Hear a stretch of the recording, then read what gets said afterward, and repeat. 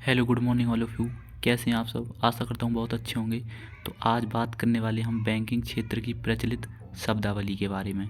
तो ये जो शब्दावली है वो क्या है, तो सबसे पहले बैंक दर होती है और रेपो रेट होती है, इसके बाद रिवर्स रेपो रेट होती है और भी होती हैं CRR भी होती है, जिसको हम नगद आरक्षित अनुपात कहते हैं। तो सबसे पहले देखेंगे हम कि बैंक दर क्या है। तो बैंक दर के बारे में थोड़ी सी जानकारी लेंगे। वो है कि जिस सामान्य दर पर रिजर्व बैंक द्वारा वाणिज्यिक बैंकों को पैसा उधार दिया जाता है उसे बैंक दर कहते हैं। अब बात आती है कि रिजर्व बैंक क्या है, तो ये हमारा सेंट्रल बैंक है। मतलब ये रिजर्व बैंक जो कि नोट छापता है, 2 रुपये का नोट से लेकर 10,000 तक का नोट छापता है रिजर्व बैंक। और वाणिज्यिक बैंक वो होते हैं जैसे हमारा SBI है, PNB बैंक है, इंडिया बैंक है। बाकी ये जो बैंक हैं वो सब वाणिज्यिक बैंक होते हैं। तो भारत का जो राष्ट्रीय बैंक है वो है रिजर्व बैंक ऑफ इंडिया।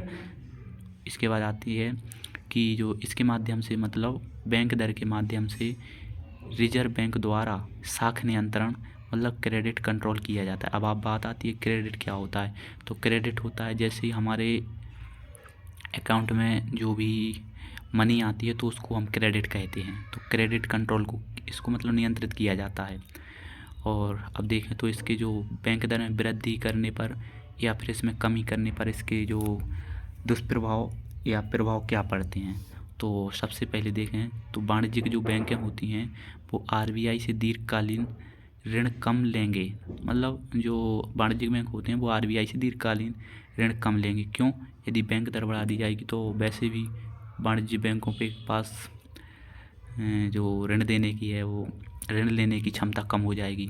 इसके फलस्वरूप जो होगा वो बैंकों के पास पूंजी की मात्रा अर्थात तरलता में कमी आ जाएगी। मतलब उनके पास पूंजी कम हो जाएगी तो धन या वहाँ फैलेगा नहीं ज़्यादा, मतलब इसमें मुद्रास्फीति की कमी भी आएगी।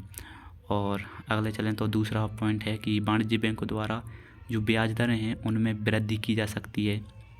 बात नहीं आई होगी समझ में, तो इसको दोबारा समझें कि वाणिज्य बैंक जो उनके द्वारा ब्याज दरों में वृद्धि की जा सकती है।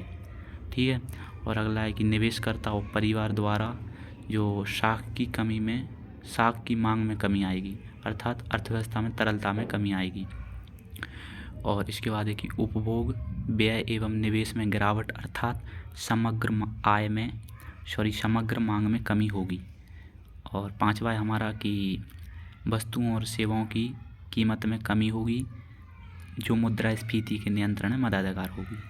अब बात आती है कि यहाँ भी इसको भी आप देख सकते हैं कि इसमें अभी तो हमने वृद्धि देखी हुई है कि बैंक दर में वृद्धि करने पर क्या परिणाम होगा, और यहाँ देखेंगे आप कि बैंक दर में कमी करने पर क्या परिणाम होगा। तो जो जस्ट इसके विपरीत होगा, जो भी 5 पॉइंट इसके हैं वो इसके विपरीत पॉइंट इसके बन जाएंगे। और अब चलेंगे हम आगे जो है रेपो दर। अब इसमें एक और बात बता दूं मैं आपको कि जो बैंक दर पर ब्याज दिया जाता है वो थोड़ा दीर्घ अवधि के लिए दिया जाता है, मतलब इसमें ज़्यादा समय के लिए पैसा दिया जाता है। और जबकि जो रेपो दर होती है जिसको हम रेपो रेट भी कहते हैं, तो इसमें अल्पकालीन ऋण दिया जाता है। तो इसकी परिभाषा क्या बनेगी कि अल्पकालिक आवश्यकताओं की पूर्ति के लिए जिस ब्याज दर पर कमर्शियल बैंक का मतलब है वाणिज्यिक बैंक, रिजर्व बैंक से नकदी ऋण प्राप्त करते हैं उसे रेपो दर कहते हैं। माना कि जैसे किसी भी PNB को आवश्यकता हुई तो वो ऋण लेगी, वो रिजर्व बैंक के पास जाएगी और उससे मांगेगी कि भाई हमको ऋण चाहिए, तो उससे वो ऋण लेगी। और अब इसमें भी जो दुष्परिणाम भी होंगे कि रेपो दर में वृद्धि और कमी का क्या प्रभाव पड़ेगा। तो इसमें भी है कि रेपो दर में वृद्धि और कमी का प्रभाव बैंक दर में वृद्धि और कमी के प्रभाव के समान ही होता है। मतलब बैंक दर और रेपो दर एक ही है। मैं क्या कह रहा हूँ कि बैंक दर और रेपो दर एक ही है। इनमें मात्र एक ही अंतर है कि जो बैंक दर है वो दीर्घ अवधि के लिए दी जाती है, दीर्घ अवधि के लिए बैंक दर पर ऋण दिया जाता है, जबकि रेपो दर पर अल्पकालीन समय के लिए ऋण दिया जाता है। अब और अगला पॉइंट आता है जो है रिवर्स रेपो दर। अब आप रिवर्स के बारे में जानते हो कि रिवर्स का मतलब होता है उल्टा। तो रेपो दर का उल्टा क्या है? Reverse repo rate. मतलब अभी रेपो दर में तो ले रही थी वाणिज्यिक बैंक RBI से ऋण, लेकिन रिवर्स रेपो रेट में क्या होगा कि जो आरबीआई है वो ही कमर्शियल बैंकों से ऋण लेगी। अब बात करेंगे कि कमर्शियल बैंकों से ऋण क्यों लेगी, जबकि आरबीआई तो अपना नोट भी छापती है। तो उसका सीधा सा एक कारण है कि जैसे ही आरबीआई को लगता है कि बाहर किसी भी देश में, मतलब भारत की है तो भारत में ही यदि महंगाई बढ़ रही है इसका मतलब मुद्रास्फीति में वृद्धि हो रही है, तो आरबीआई बैंकों से जो उनकी मनी है उसको अपने पास संकुचन करती है, उसका संकुचन करके अपने पास रखती है कि जैसे भी करके जो मनी फैली हुई है इस अर्थव्यवस्था में उसको इकट्ठा करके और आरबीआई अपने पास रखने का प्रयास करती है। तो इसीलिए वो रिवर्स रेपो दर का प्रयोग करती है। तो इसकी परिभाषा बनेगी कि अल्पकालीन अवधि के लिए रिजर्व बैंक द्वारा कमर्शियल बैंकों से जिस दर पर नकदी प्राप्त की जाती है उसे रिवर्स रेपो दर कहते हैं। ठीक है।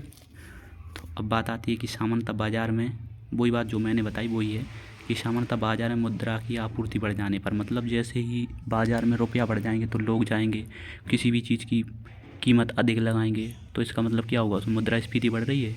तो बस वही है कि मुद्रा की आपूर्ति बढ़ जाने पर उसमें कमी लाने के लिए रिजर्व बैंक द्वारा जो बड़ी ब्याज दरों पर कमर्शियल बैंकों को अल्प अवधि के लिए नकदी रिजर्व बैंक में जमा करने के लिए प्रोत्साहित करती है। ये है हमारी रिवर्स रेपो दर।